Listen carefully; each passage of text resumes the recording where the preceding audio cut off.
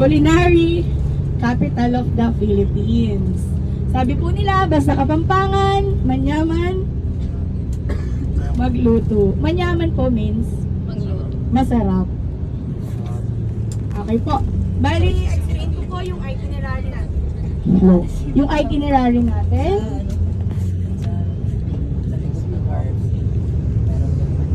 Gising na gising, hindi ako dahil.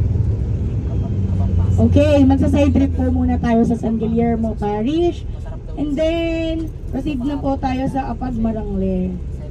Oh, sarap dito. May idea na po ba kayo about sa Apag Marangle? Kung ano yung dish nila doon? Ma'am, bakit po nila napili yung tour na to? Kasi yung dalawang pupuntahan nyo, kilala yung resto na to sa exotic foods eh. Ako mga Kapampangan na yung pumasok to. Okay. Hindi ko pa nakikita. Nag-post lang ako. Okay. Yeah, yung pupuntahan nyo, kilala po sa exotic foods. Mamaya po, excited na daw si Madam. Nakol. Bawal daw di kumain. May minus daw. Minus Wala. points daw. Ma'am, ayoko, ma'am. Ayoko. Yari.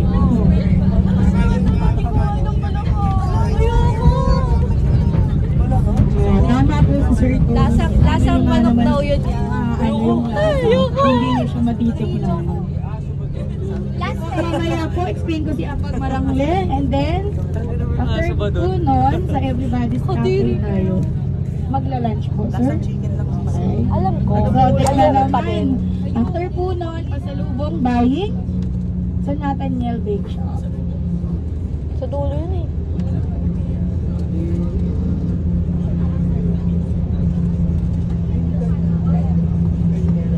Kung minus na ako, hindi kumain ng palaka. Plus 5 sa card. Iyak na lang ako. Ayoko lang palaka. Takot pa ako sa palaka. Parang masusuka ako pag palaka yung kinain ko. Masakit lang yun.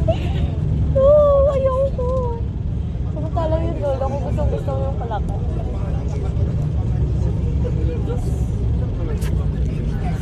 Bago ko po pakilala sa inyo si Bacolor, on your left side po, the King's Royal Hotel.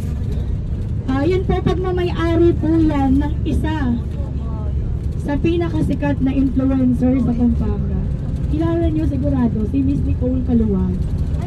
Diba? Kilala niyo sila. Sila yung pinakamayaman sa San Fernando. Isa yan sa pagmamayari nila. Ngayon po, nandito na tayo sa Villa de Bacolor. Si Villa de Bacolor po, siya po yung pinaka naapektuhan nung Mount Pinatubo eruption noong June 15, 1991. Bale, nung September 1991, 184 po ang namatay. 184 ang namatay, tapos meron pang higit na 30 na nawawala. Yun po hindi na nakita yung mga yun. Yun po yung mga natabunan ng lahar during eruption. Kaya po si Villa de Bacolor, yearly po sinicelebrate nila po ng September ang kanilang Makatapak Festival. Ang ibig sabihin po ng Makatapak Festival, wala pong chinelas. Dahil po ng time ng eruption, wala ka talagang ibang iisipin kundi isalba na lang ang sarili.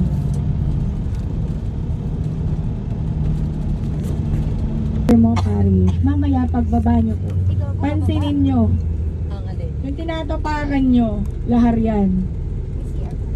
Yes, lahar po yan. Kasi nga po, ito yung pinaka-affected po nung Mount Pinatubo eruption. Kaya yung init po dito, hindi siya nanggagaling sa taas. Nanggagaling siya sa baba. Ma'am, ano daw yung lahar? Lahar yun po yung pinubuga ng ano? Makinig ka. Vulkan. Makinig ka. Ano po English? Yun po siya. Yung para pong pulbura. Alam mo yung pulbura, yung sa paputok. Ma'am, ano daw English nun? Babalikan ko kayo. Ang kulit mo. Ma'am, si Lipo. Ma'am, si Arian. Ma'am, tulog ako. Vulkan. Alam niyo, vulkan. Ano yun, ma'am? Volcano. Oh. Plus 10. Joke lang. Ma'am, si Ano yung lalabas? Lahar! Agad?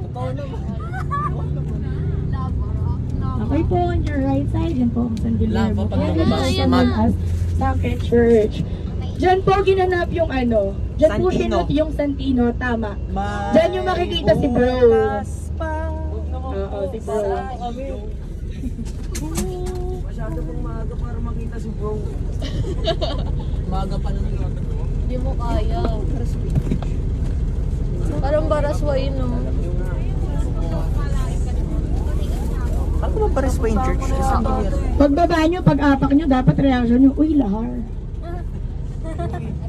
Hindi po ba pwedeng, uy, lupa? Yan si bro. Ano ko tinong kalahati? Yung entrance niya ano. Okay po. Quick church visit po. Kasi sir, si museum tama, by schedule siya. Oo. Yun yung di ba lumapit sa museum? Hindi nyo pala makikita si ano, hindi nyo makikita si Bro. Pero yung church po na yan, wala po silang binago. Yun na yung naging entrance. Yung ano, yung pinto niya, yung door niya, yun yung bintana niya. Before ano, eruption. Yes, sobrang taas po ma'am. Makikita niya talaga wala silang binago. Talagang pinapreserve nila yung ano, yung old church na yan. Alright guys, before we finally go inside the church, we're going to have a group photo off, okay, with the singer of ER. And Yung ivory galing sa South Africa. Kasi yung ivory doon mas malambot siya. Pero it is very expensive, it's very costly.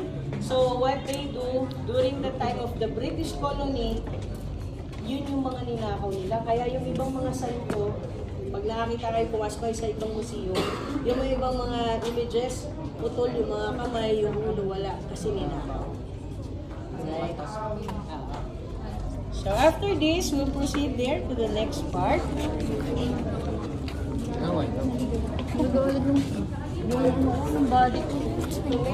Nagulat ako ng masama eh. Galing.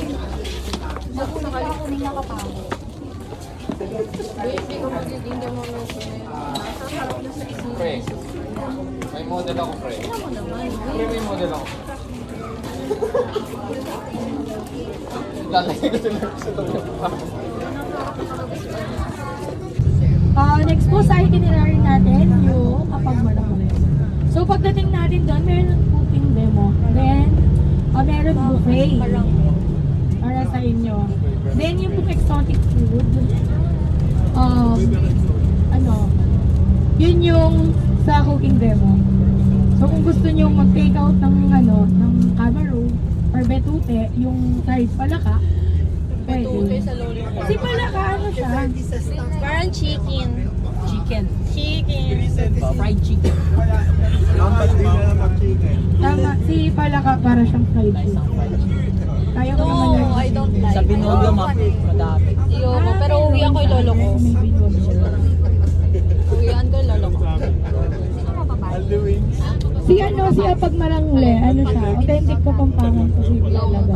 Marangle, Kapampangan yan ng bukid. Kamalis ang delikado. Tapos apag, ang ibig sabihin nun, kainan sa bukid. Mamaling kamaro daw. Kamaru Cricket. Wow! Basta may plus. Sinigang? Go. Basta may class daw ha. Mamalang Go! sinigang? Ma'am, si Paola Puyo. Sinigang? Anong sinigang? Sinigang pala ka, wala mo.